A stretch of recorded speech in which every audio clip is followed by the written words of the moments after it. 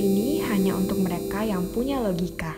Bagi yang tidak punya logika, skip aja. Ada kabar bahagia bagi bangsa Indonesia. Yahya Waloni akhirnya ditahan polisi Selasa lalu dengan tuduhan menyebarkan kebencian berbasis sara dan menodai agama. Dia dilaporkan komunitas masyarakat cinta pluralisme April lalu.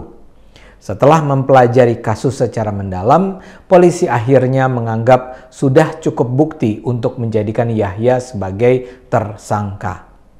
Pengaduan itu nampaknya terkait dengan video Yahya yang diunggah Februari lalu.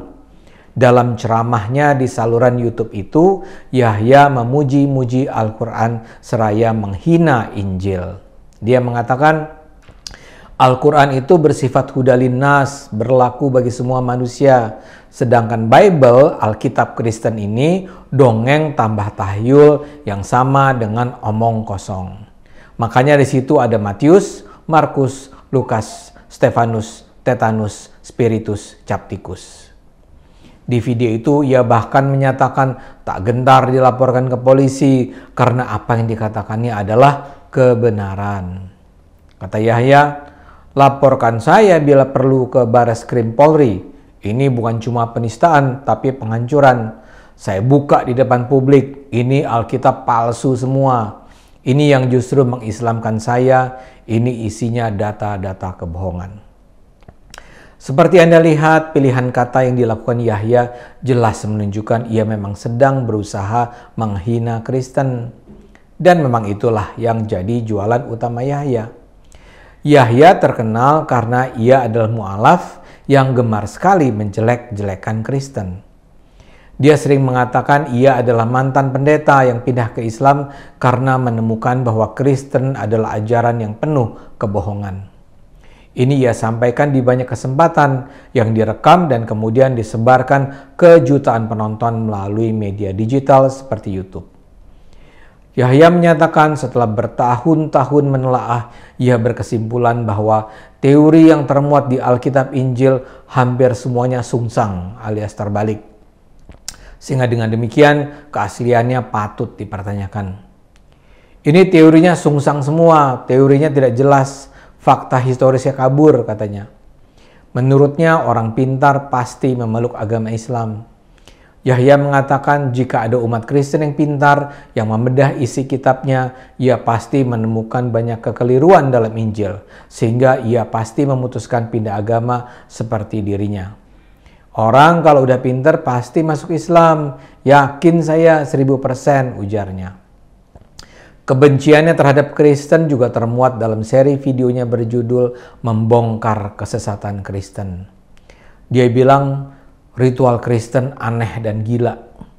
Dalam salah satu videonya dia bilang, kenapa orang Kristen meninggal harus pakai jas lengkap, pakai dasi kupu-kupu. Supaya mereka bisa dansa-dansi dengan malaikat, katanya.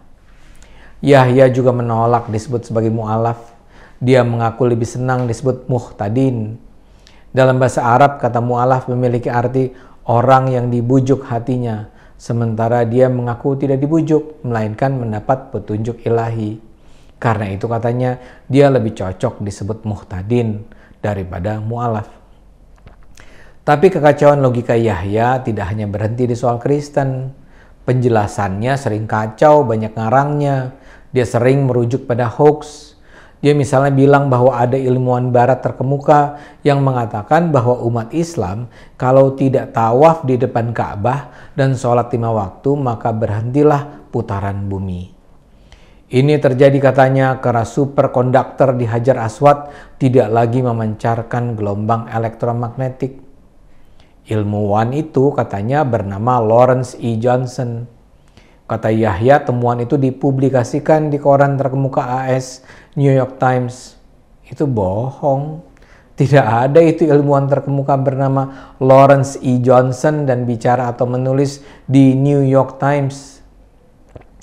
Dia juga pernah menyatakan bahwa ada astronot perempuan dari India yang ketika di bulan mendengar azan 5 kali sehari. Tentu saja itu juga bohong. Memang cerita-cerita semacam itu banyak disebarkan di media-media penyebar hoax. tapi juga sudah berulang kali ditunjukkan kebohongannya.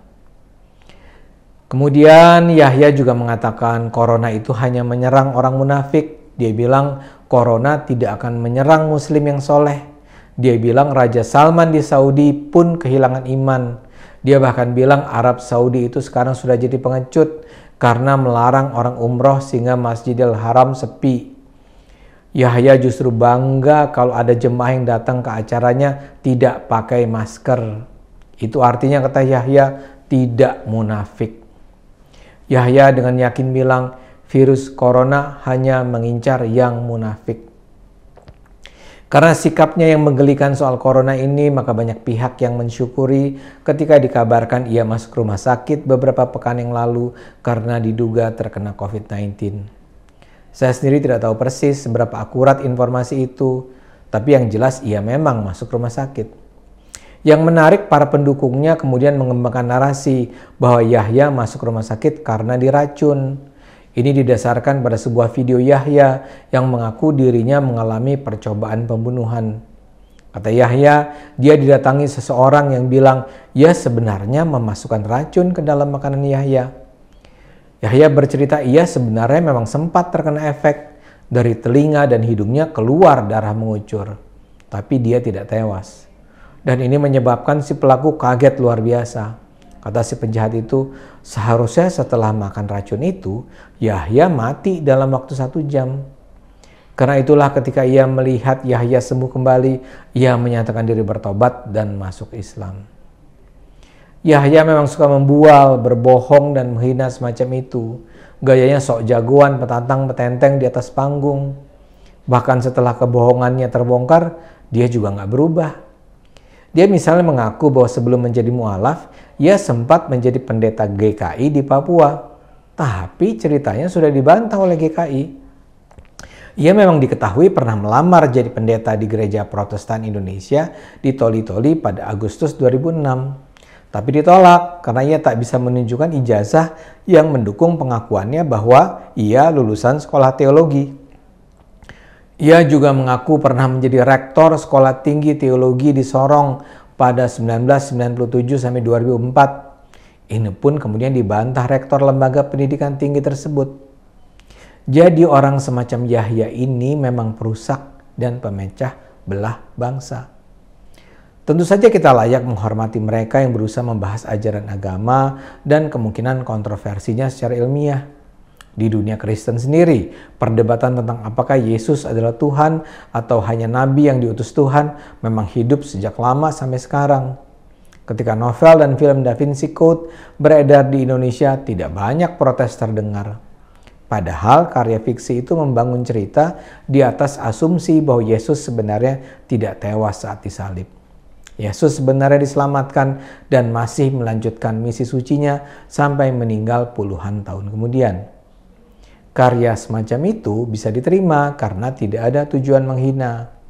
Ini beda sekali dengan apa yang dilakukan Yahya. Yahya bukan saja berbohong, tapi juga dengan sengaja menyebarkan penghinaan dan kebencian yang ditujukan untuk membangkitkan kemarahan.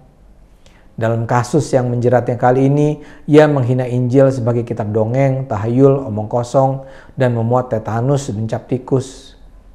Yahya bukan sedang mengajak diskusi. Yahya memang sedang memprovokasi kebencian. Indonesia sama sekali tidak butuh orang seperti Yahya.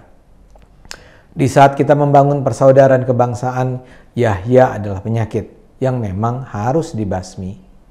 Mudah-mudahan polisi dapat terus bertindak tegas.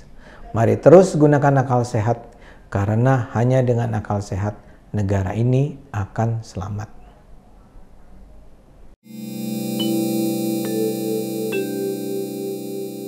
Video ini hanya untuk mereka yang punya logika. Bagi yang tidak punya logika, skip aja.